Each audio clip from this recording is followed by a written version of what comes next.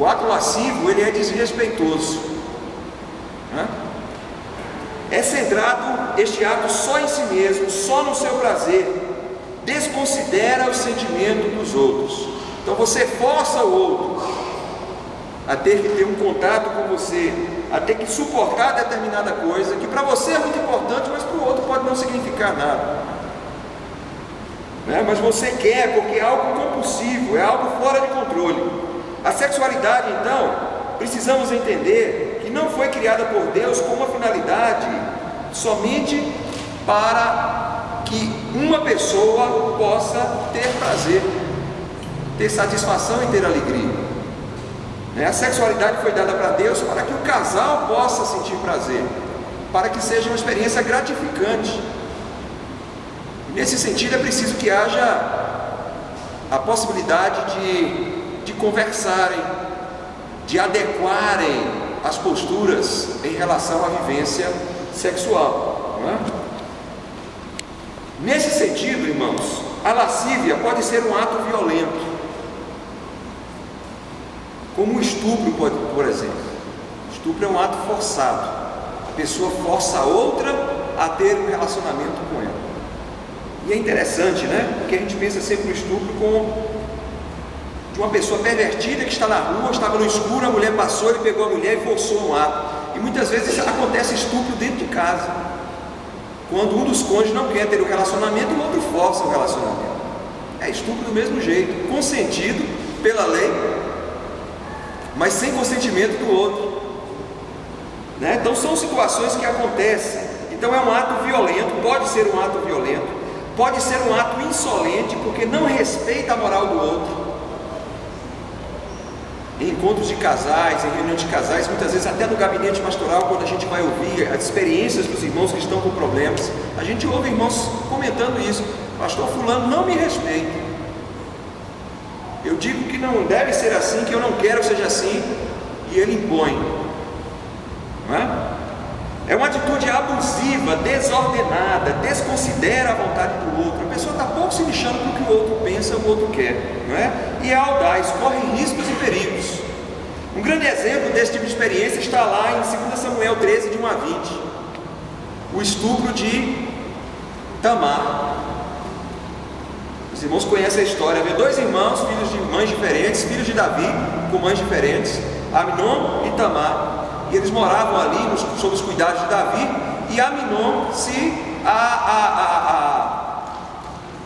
eu ia dizer que ele se enamorou, mas na verdade não era nem isso, porque diz que depois que ele teve um encontro com ela, ele sentiu desprezo por ela. Quem ama não sente desprezo, né? Mas ele tinha atração sexual pela sua irmã, que a Bíblia condena como sendo incesto. Então ele tinha um amigo que era uma pessoa horrível, né? Porque existem esses amigos, né? Quando você chega e compartilha uma situação, ao invés de ele dizer para você assim: rapaz, deixa isso de lado, Deus não se agrada disso. Ele tinha um amigo chamado Jonadab. Jonadab foi e botou lenha na fogueira, ainda deu a ideia para ele do que fazer. Veja lá no texto, 2 Samuel 13, de 1 a 20. Jonadab vai criar a situação para que ele possa trazer a Tamar para o seu quarto, para que possa forçá-la nesse contato. Ele então maquina com Jonadab como faria para atrair a sua irmã até o seu quarto. Afirma que está doente, pede Davi autorização para liberar sua irmã, para que ela possa servir. E quando ela vem, o serve, então ele a força. Está nos versos 7 a 12. Ele força Tamar. Tamar então diz: mas meu irmão, como é que você vai fazer uma coisa terrível dessa comigo? Ele nem considera essa posição. Ele estava tão fora de controle que ele não considera essa situação. Ele não respeitou a vergonha da sua irmã.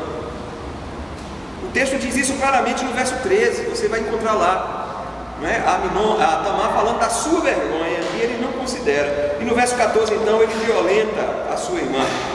E ali nós temos um ato então violento, audacioso, abusivo e insolente, quando ele força a sua irmã. Isso é lascivo, um ato em total descontrole. Neste caso aqui bíblico, um ato de incesto, mas não tem que ser necessariamente um ato de incesto, ok? Em terceiro lugar, lascívia é uma ação sexual indiferente à opinião pública. Então veja bem, é indiferente ao que a outra pessoa envolvida no ato pensa, é indiferente ao que as outras pessoas pensam, é indiferente ao que Deus pensa. A palavra de Deus é a lei de Deus. A pessoa simplesmente se centra em si mesma e ela diz: eu preciso disso, eu quero isso. E ela se lança àquela prática, né? Então, é uma prática que não considera os valores coletivos, por isso é marcada pelo atrevimento. Não importa o que os pais pensam, não importa o que a família pensa, não importa o que a igreja pensa, não importa o que a Bíblia diz, o que Deus diz através da Bíblia. Naquele momento a pessoa se esquece de tudo, né? E ela tem ali aquele bloqueio e ela age simplesmente dominada por este impulso.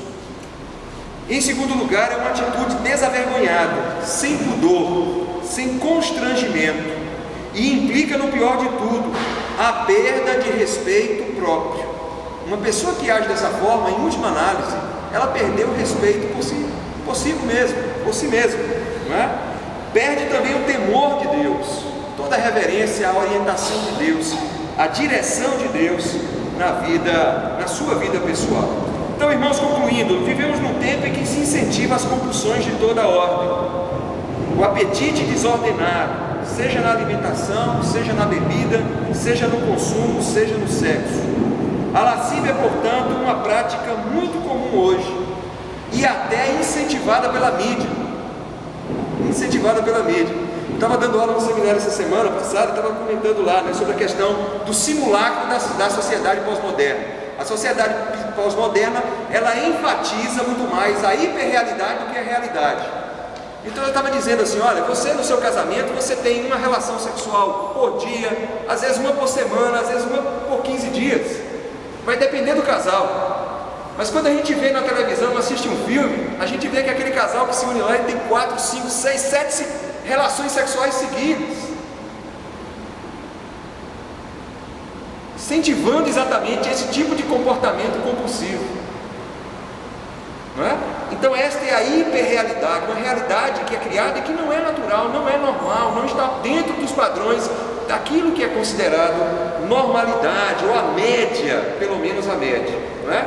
Então veja bem, qual é a nossa atitude diante da lascívia, irmãos? E nós poderíamos dizer também diante da impureza e da prostituição. É o que nós estamos tentando fazer nessa série de estudos. Ninguém diz aí fora que essas coisas estão erradas, pelo contrário, as pessoas estão incentivando essas práticas. A primeira atitude que nós precisamos fazer é mostrar essas práticas como sendo erradas, segundo a palavra de Deus. Condenar tais práticas. Na igreja é preciso fazer isso. Nós precisamos abordar o assunto pela ética cristã e pela ótica cristã. Eu não vou abordar a questão da igreja simplesmente por uma ótica psicológica ou médica. Eu preciso abordar pela ótica cristã. Mas é preciso também que os pais abordem isso em casa, não é? Aos filhos, a partir de determinada idade em que eles entendem dessas coisas, entendem que essas coisas aconteçam, porque as conversas na escola já giram em torno destes assuntos. Então é preciso que o pai possa ensinar aquilo que seria um padrão de normalidade no que diz respeito a estas práticas, segundo a palavra de Deus. Eu morei num estado por 10 anos chamado Pará. O Valeno não vai gostar muito do que eu vou dizer sobre o Pará agora nesse sentido. Eu amo aquele estado, gosto demais daquele estado. Mas havia uma coisa lá que eu via, que eu dizia assim: como é que se tolera isso aqui? Como é que se tolera isso aqui? Isso, o que eu vou dizer que acontece lá, acontece em qualquer lugar, mas em qualquer lugar acontece escondido. Você faz e tem que esconder, porque não é socialmente aceito.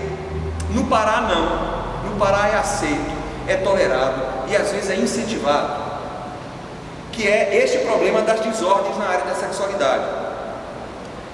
É muito comum no Pará, pelo menos em Belém, onde eu morei, que um homem casado ele tenha outras mulheres fora de casa. Muito comum, muito comum. É comum, a gente vai no shopping center, a gente vê aquele senhor lá com a menininha, 20 anos, 30 anos mais nova do que ele. Aí você encontra aquele homem daqui uns dias já com outra menininha. É muito comum. Então ele tem às vezes várias mulheres, que isso depende da capacidade que ele tem de sustentar essas mulheres. Um advogado, membro da primeira igreja batista do Pará, ele disse que atendeu uma mãe com sérios problemas lá, foi conversar com ele sobre um assunto, e lá em determinado momento da conversa, ela virou para ele e falou assim: irmão, o senhor, o doutor, o senhor é um homem bom, e eu queria lhe fazer uma proposta. Eu tenho uma filha de 14 anos.